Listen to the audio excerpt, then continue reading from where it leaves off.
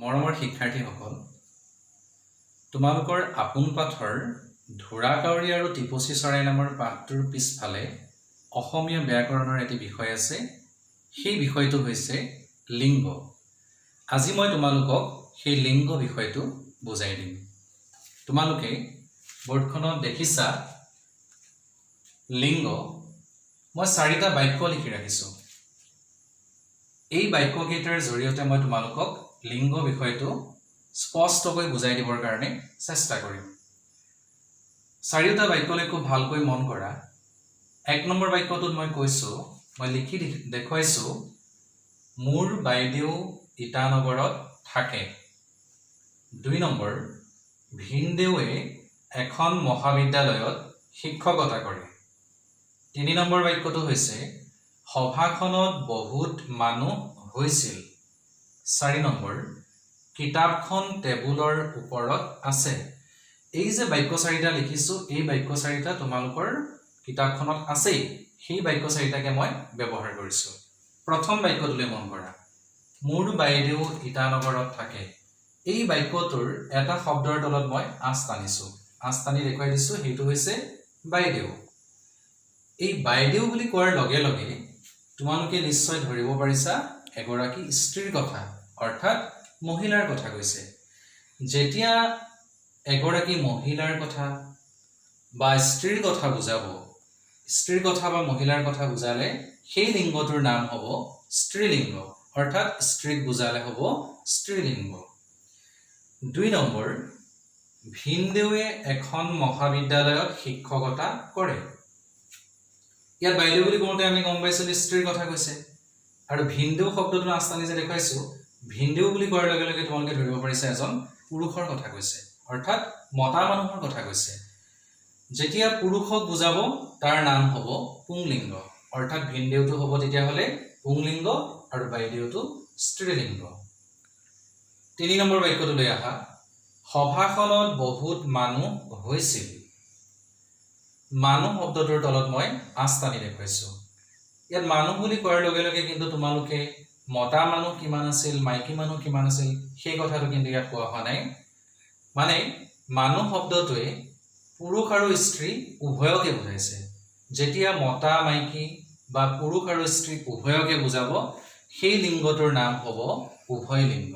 কি ক'লোঁ মই? উভয় লিংগ। 4 নম্বৰ বাক্যটোত চোৱা, কিতাপখন টেবুলৰ ওপৰত আছে। 2টা শব্দৰ তলত মই আঁচ টানি দেখুৱাইছোঁ, কিতাপ আৰু টেবুল। কিতাপ আৰু টেবুল জড় বস্তু। এই কিতাপ আৰু টেবুলৰ আমি কোনো লিংগ নিৰূপণ কৰিব নোৱাৰোঁ। যেতিয়া আমি যিবোৰ শব্দৰ লিংগ নিৰ্ণয় কৰিব নোৱাৰিম, সেইটোৰ নামেই হ'ব, সেই শব্দবোৰেই হ'ব ক্লীবলিংগ, অৰ্থাৎ ইহঁতৰ আমি লিংগ নিৰূপণ কৰিব নোৱাৰোঁ। এতিয়া চোৱা, লিংগ পালোঁ আমি 4টা। মই তোমালোকক ধুনীয়াকৈ আঁচ টানি দেখুৱাই দিম লিংগৰ ভাগ 4টা। স্ত্ৰীক বুজোৱাৰ লগে লগে সি হ'ব স্ত্ৰীলিংগ। পুৰুষক বুজোৱাৰ লগে লগে তাৰ নাম হ'ব পুংলিংগ। যেতিয়া পুৰুষ স্ত্ৰী উভয়কে বুজাব, সি হ'ব উভয় লিংগ। আৰু যেতিয়া যিবোৰ শব্দৰ আমি লিংগ নিৰূপণ কৰিব নোৱাৰিম, সি হ'ব ক্লীবলিংগ। এতিয়া আমি চোৱা লিংগৰ ভাগকেইটা মই আঁচ টানি ধুনীয়াকৈ 4টা ভাগ দেখুৱাই দিছোঁ তোমালোকৰ কোনো অসুবিধা নহয়। লিংগৰ ভাগ 4টা, পুংলিংগ, স্ত্ৰীলিংগ, উভয়লিংগ আৰু ক্লীবলিংগ। পুংলিংগ যেতিয়া পুৰুষক বুজাব, পুৰুষক বুজোৱাৰ লগে লগে সি হ'ব পুংলিংগ। স্ত্ৰীলিংগ, স্ত্ৰীক বুজালে সি হ'ব স্ত্ৰীলিংগ। উভয়লিংগ যেতিয়া পুৰুষ আৰু স্ত্ৰী উভয়কে বুজাব, পুৰুষ আৰু স্ত্ৰী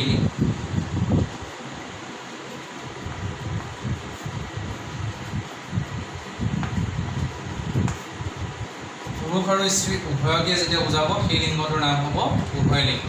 আৰু এটা লিংগ পাইছিলোঁ আমি ক্লীবলিংগ। ক্লীবলিংগটো যেতিয়া আমি কোনো লিংগ নিৰূপণ কৰিব নোৱাৰিম, লিংগ নিৰূপণ কৰিব নোৱাৰিলে কি হ'ব ক্লীবলিংগ। লিংগ নিৰূপণ নহ'লে সেই লিংগটোৰ নাম হ'ব ক্লীবলিংগ। এতিয়া আমি ভাগ পালোঁ 4টা। এতিয়া আমাক প্ৰয়োজন হ'ব লিংগনো কেনেকৈ পৰিৱৰ্তন কৰে। পৰীক্ষাত তোমালোকৰ লিংগ পৰিৱৰ্তন কৰিব লাগিব।